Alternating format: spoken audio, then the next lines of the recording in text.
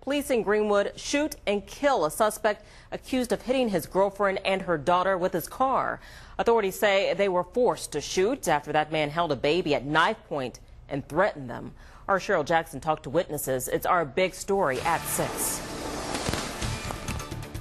We heard this blood-curdling screaming. Well, he swerved. When he swerved, he hit a mother and her little girl.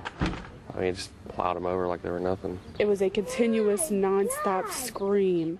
Neighbors enjoying a campfire at about 9 o'clock on Saturday night say they became witnesses to one man's rampage and heroes to a wounded mother and her little girl. I felt like I was in a scary movie. Family members of 29-year-old Teresa Johnson say she ran from this apartment to escape a beating by her boyfriend, Jerry Brian Bobb. They say her 7-year-old daughter, Shaylee, was locked on the outside of the door, listening to her mother cry. Johnson and Shaylee ran. Bobb jumped in the car and chased them. He hit the two, and he got out of the car with his knife and started walking toward us. And I looked down at the little girl, and she was scared. I mean, just frightened. So I just picked her up and took off running. And we heard the little girl saying, "He's got a knife, he's going to kill us.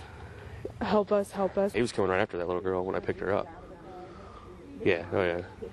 He was after her. I mean, he was on a mission. Witnesses say the mother stumbled toward them, crying for help. Bobb headed to Johnson's apartment, where her 11-year-old baby was still inside. They say Johnson became hysterical. My baby's in there. Get my baby out of there. Police say Bobb was holding the baby at knife point as the fire they believe he set raged all around them. One of the firemen yells, "We know a fireman we can get there. We have an apartment fire." Bobb finally gave the baby to police. They say he threatened them with a knife. They shot him. He died at the scene. And you could hear the bullets being shot and ricocheting off the carport. Family members say the baby is still in the hospital tonight being treated for burns on his head and face. From Greenwood, Cheryl Jackson, 6 News.